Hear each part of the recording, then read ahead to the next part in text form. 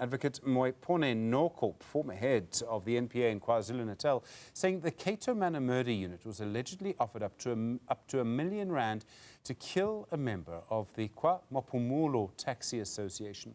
Her testimony says this was revealed by a witness who attended a meeting where this was all discussed. She says this formed part of the evidence used to support racketeering charges in the Boyson and Cato Manor Unit case. Noko says this evidence, which she's currently submitting before the Nqobile inquiry, was previously sent to the former National Director of Public Prosecutions, Advocate Shemila Batohi. Newzroom Afrika's Nqobile Madlala is following the proceedings, joins us now. Nqobile, good afternoon to you. So this goes back 10, 15 years. There was a decision not to prosecute members of the Cato Manor Murder Unit. Johan Boyson, the head of the Hawks in KwaZulu-Natal at the time, was their leader. Noko is clearly telling us some of the evidence she used because she wanted to prosecute them. Yes, indeed. So she's saying that this is the evidence that she brought before the NDPP at the time, Advocate Shemila Batohi, when she asked what was used to come up with the racketeering charge.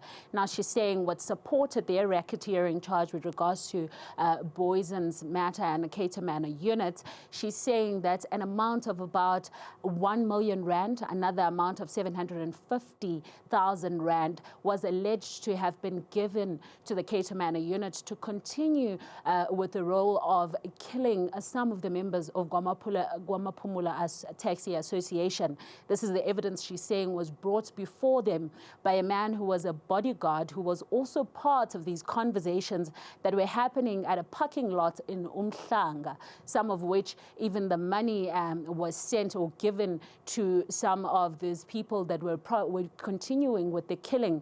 We are also told that what was taking place at the time showed or exhibits certain signs that this was operating as basically a business in which Major General Boyson was the head, as the manager of what was taking place, as well as there was a communication between the Stanger Taxi Association, which we understand was the one that was pulling together the amount of money to be used. Of course, all of this alleged, and we are told that this amount of money that was pulled together by the Stanger Taxi Association was the money that would later end up in the hands of what was referred to as the big boss, which at this point we are told that it was Major General Boyson's. Now we are told also that this amount of money would then be sort of a payment for what had taken place, and this is why they said that the Cato Manor units, as well as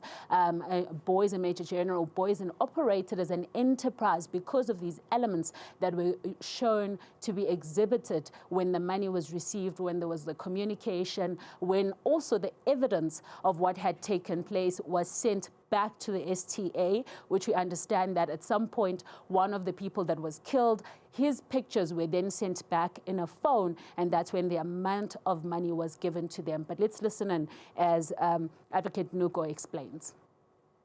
People who became next to be killed by Cato Manor Unit were Kopolo Tantuli and Natim Tembu, killed in Mandeni in a house.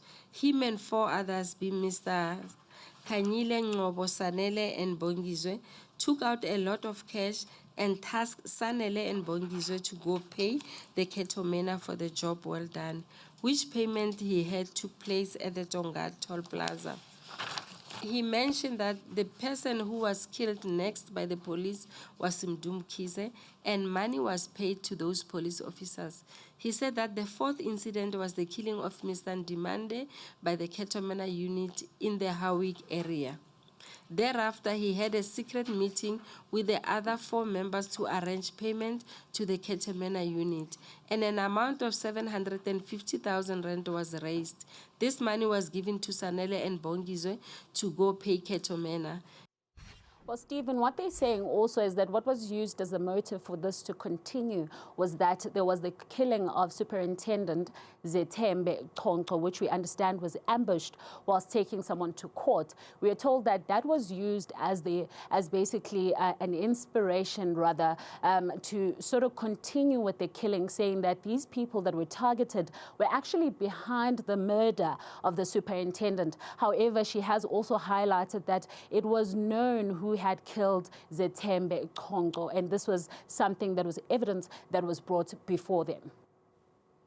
Thank you very much indeed, Nqobile Madlala, on station for you at that inquiry. So much coming out about things that we thought maybe were not going to come back, but a lot of important evidence there about the Cato Manor Murder Unit.